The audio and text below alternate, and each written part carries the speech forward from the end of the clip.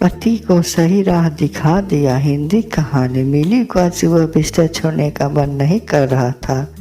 आंखें मूंदते वह कुछ देर बिस्तर पर पड़ी रही और दिन भर के कामों का लेखा जोखा भी करती रही। सब लोग सो रहे थे। लॉकडाउन की छुट्टियों की वजह से सासू माँ, बच्चे और पति सब लेट से ही उठते थे, पर वह सुबह जल्दी उठती और कामों में लग जाती। काम वाली बाई के न आने की वजह से उसका काम बहुत बढ़ गया था और ऊपर से पति की खाने की फरमाइश को भी पूरा करना पड़ता। वह बहुत थक जाती। किचन का काम खत्म ही नहीं होता। पति की चाय की फरमाइश उस समय भी करते थे जब वह थक कर थोड़ी देर आराम करने के लिए बैठती। पति को अपनी थकान बताती, तब तक सासू माँ भी बेटे की हाँ में हाँ मिला देती। तब पति कहते, 2 कप चाय बना दो। गुस्से में वह कुछ बोल नहीं पाती और चाय बनाने चली जाती। बच्चों को तो वह मैगी नूडल्स खिलाकर फुसला देती, पर पति कभी आटा का हलवा तो कभी सूजी का हलवा बनाते, कभी पकौड़ी तो कभी बिरयानी की फरमाइश करते और सासू माँ बेटे की हाँ में हाँ मिलाती रहती। पूरा घर बिखरा रहता। किचन से उसे छुट्टी ही नहीं मिलती कि वह अन्य काम भी कर सके। गंदे कपड़े भी जमा हो रहे थे। वह बच्चों की पढ़ाई पर भी ध्यान नहीं दे पा रही थी। पति को न बच्चों की चिंता थी न बिखरे घर की। उन्हें सिर्फ खाना खा और सोना था। सासू माँ उन पर प्यार लुटा रही थी। जब वो शांत रहते तो सासू माँ कहती, बहू गुड्डू के लिए बेसन के लड्डू बना दो। बचपन से ही उसे बेसन के लड्डू बहुत पसंद है। आजकल घर में है तो तनिक अच्छा खा पी ले, वरना मशीन की तरह जिंदगी में पिसता रहता है मेरा बेटा। सिर्फ कमाना ना, ढंग से खाना ना, सोना मिली लग जाती बेसन के लड्डू बनाने। कोई उसके बारे में नहीं सोचता। वह भी एक इंसान है। उसकी परेशानी किसी को भी नहीं दिखती। कभी कभी वह किचन में रो लेती। बच्चे उधम मचा रहे थे, न पढ़ता न लिखना, फोन पर गेम खेलने के लिए लड़ते रहते। फोन ले लो तो टीवी में लग जाते। नीली सोची, अपनी लड़ाई खुद ही लड़नी पड़ती है।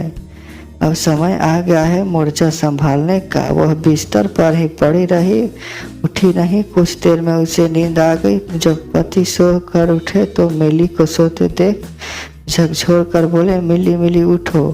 वह घबरा कर उठी और बोली, क्या हुआ, आज चाय नहीं मिलेगी क्या? पति के इतना कहते मिली बिफर पड़ी। आपने कभी मेरे बारे में सोचा? मैं बहुत थकी थी इसलिए सोती रह गई। मैं भी आराम करना चाहती हूँ। काम वाली बाई भी नहीं आ रही है। मेरा काम कितना बढ़ गया है और आपको छुट्टी में सिर्फ मजे करने हैं। आपने कभी मेरे चेहरे पर परेशानी को देखा नहीं ना? आप पुरुष हैं और मैं स्त्री। झुंझलाते हुए पति बोले, ठीक है, मैं थोड़ा लापरवाह हो गया, पर ये पुरुष और स्त्री वाली बात कहाँ से आ गई? मिली आज आर या पार के मूड में थी। वह बोली, पुरुष को सिर्फ छुट्टी मनाने का अधिकार है क्या? वो बोले, नहीं, बिल्कुल नहीं। मैं हमेशा तुम्हारा ख्याल रखा हूँ और तुम्हारे कामों में मदद करता रहा हूँ। मैंने कभी तुम्हें काम नहीं आका। कभी तुमसे नहीं पूछा कि तुम दिन भर घर में करती क्या हो। मैं तुम्हारी हमेशा बड़ाई करता हूँ कि तुमने कितनी अच्छी तरह से घर और बच्चों को संभाला है। वह बोली, हाँ, ये सब सही है, पर आजकल मैं चक्कर घिरनी की तरह सुबह से रात तक चलती कोई परेशान हो रही हूँ। आपने ये सब देखा? बच्चे कितने शैतानी कर रहे हैं। आपने देखा? आप तो बस छुट्टी के मूड में है। मैं आपसे कुछ कहूँ उससे पहले आपको सपोर्ट में असर खड़ी हो जाती है। फिर घर में कलह से बचने के लिए मैं ही चुप रह जाती हूँ। ये मुझ पर अत्याचार नहीं तो और क्या है? ऐसी परिस्थिति में मैं स्त्री और पुरुष के भेदभाव की बात न करूँ तो क्या करूँ? पति को पत्नी की बात समझ में आ गई तो वो बोले, सॉरी मिली, मैं सचमुच बहुत लापरवाह हो गया था।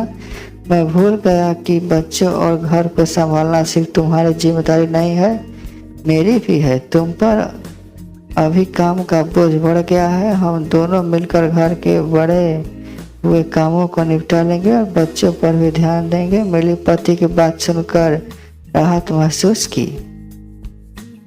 आज मिली पति और सासू माँ के साथ आराम से चाय पी रही है। भटके हुए को राह दिखाना जरूरी होता है। पति को उसने सही राह दिखा ही दी।